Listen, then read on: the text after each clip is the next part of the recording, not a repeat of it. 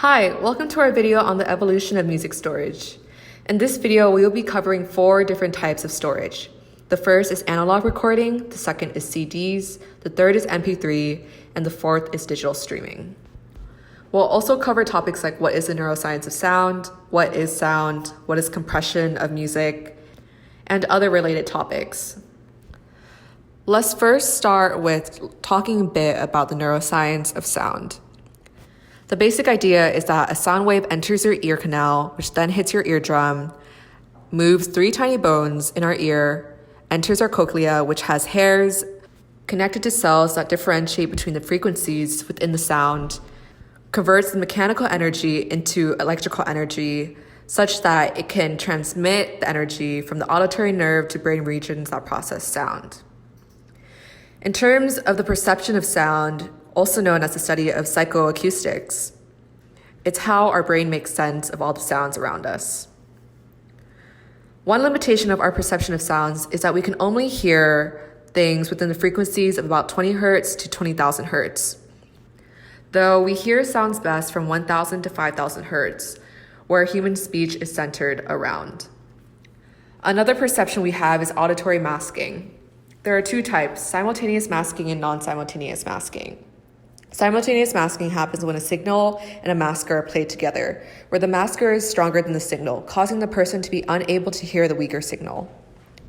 Non-simultaneous masking, also known as temporal masking, happens when the masker occurs either before or after the weaker signal stops.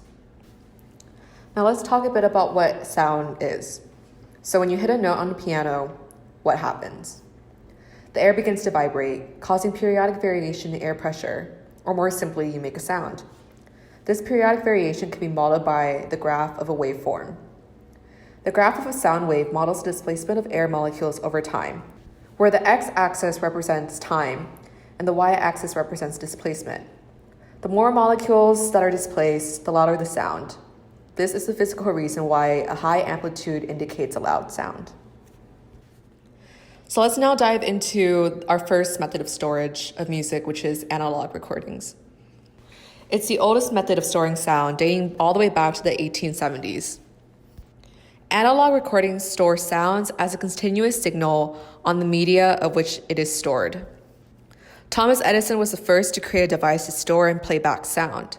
His invention, called the phonograph, had a needle that touched a cylinder covered in tinfoil, where sound waves that hit the diaphragm jiggled the needle, creating imprints on the cylinder to represent the sound. Long-playing records, also known as LP records, work similarly, but the sound waves are stored on a flat disc rather than a cylinder. Sounds are stored on LP records as grooves which vary in size, spacing, and so on for several reasons. For example, bass frequencies create larger squiggles in the groove, and pitch equates to the amount of space between the grooves. The main issue with analog recordings is that over time, the medium in which the recording is stored physically changes over time. In addition, the medium itself imposes the limitations on how the music is stored. Let's talk a little bit more about lossy versus lossless compression. Lossy compression removes some original sound data and thus lowers the sound quality. On the other hand, lossless compression does not remove any data, but only rearranges the data in a more efficient manner, so the sound quality is not affected. One technique of lossless compression, for example, is run length encoding, also known as RLE, where repeated data is replaced with frequency pairs. Another method is Huffman coding, that is also based on the frequency of occurrence of a symbol in the file. For example, in a file with the following data, as you see on the screen. Here, the frequency of A is 7, the frequency of B is 3, and the frequency of C is 2. Normally, if each character is represented using a fixed length code of 2 bits, then the number of bits required to store this file would be 24.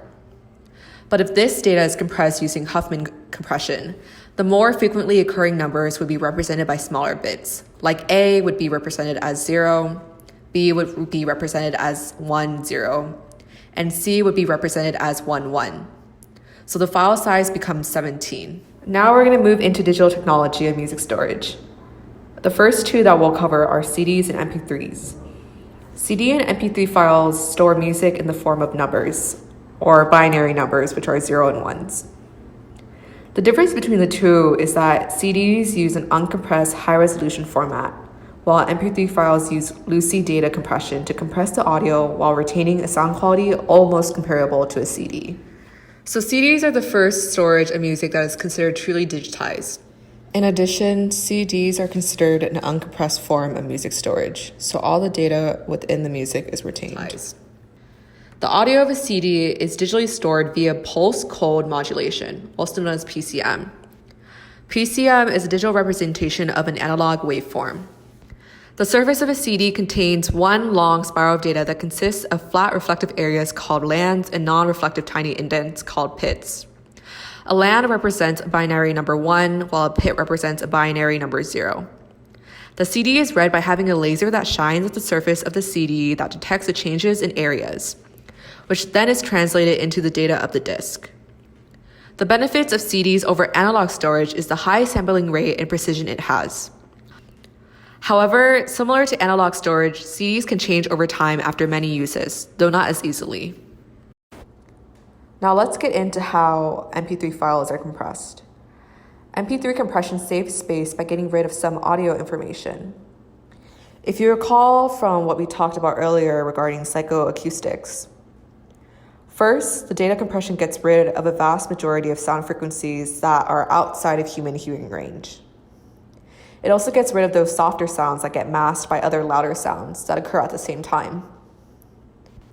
Now, if you were to download songs from online, you might have seen that MP3 files are available in 3 different sizes.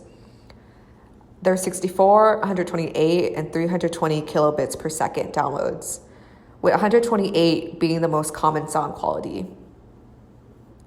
This is because MP3 compression process also allows us to change the sound quality and save space by deciding something called the bit rate, which is the number of bits per second that is measured in kilobits per second. The higher the bit rate, the better the sound quality. Comparatively, on an uncompressed CD, the audio is typically stored at a bit rate of 1,411 kilobits per second. MP3 compression algorithms begin with sub-band filtering, which divides the PCM audio signal by separating it into bands of different low and high frequencies using digital filters, and overall looks something like this. This is how a 42 megabyte uncompressed song can be compressed to 3 megabytes for MP3 files. Now we're going to start moving into MP3 players. Essentially, an MP3 player is an electronic device that plays MP3 digital audio files. There are several types of MP3 players, such as CD MP3 players, which plays CDs on the go, pocket devices with low storage, and pocket devices with higher storage. The MP3 storage was introduced as an audio coding standard in 1994. A large factor of the rise of the MP3 was its portability. For example, a typical 20 gigabyte iPod has enough memory to store about 500 CDs. Of course, the downside is the quality of the sound. As you may recall from the technical aspect of MP3 players and MP3 files, the data itself is compressed such that it is a smaller file, but as a result, you lose a lot of the quality of the sound. Although MP3 is the most widely used music file format, there are other types that exist. For example, AAC is another lossy file format, while FLAC is a lossless file format. AAC uses a different compression algorithm to achieve better sound quality, even while using lower bit rates than MP3 files. FLAC retains all the data from the uncompressed file while reducing the file size to half through lossless compression techniques aiming to store the redundant data more efficiently. Now we're going to talk about our last method of storage, which is digital streaming. You know of companies such as Spotify, Apple Music, YouTube, Pandora. These are all examples of digital streaming. For both audio and video, digital streaming does not take up storage in your device's hard drive.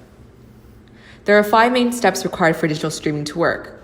First, compression of data is required in order to stream the data. In addition, the server, protocols, and player, as well as your device, all have to work in sync for everything to work. You already know what compression is based off of our other storage methods, but in the case of digital streaming, you want to encode a file that is large enough to sound good but small enough to work within the available bandwidth in order to transmit the data. The server acts as sort of the home base for this whole process, so that's where the original file is stored. When you click on a link on a web page, the web server sends a message to a streaming server telling it what file you want to listen to. As a result, the streaming server sends the file directly to your device with the assistance of the protocols and the player. The protocols are a set of rules which govern the way that data travels from one device to another.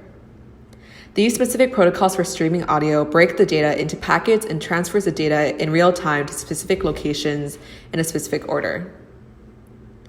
The player, meanwhile, assists your device in decoding and playing the data that represents the audio file. There are many different types of players for different types of audio files, but we won't get into that here. Meanwhile, your device communicates with the server, with the protocols acting as middleman and the player acting as its right-hand man. It is in your device that the web browser or digital streaming browser exists, and is where the data is received and discarded. Thank you for watching our video on the evolution of music. Feel free to leave in the comments what you found most interesting.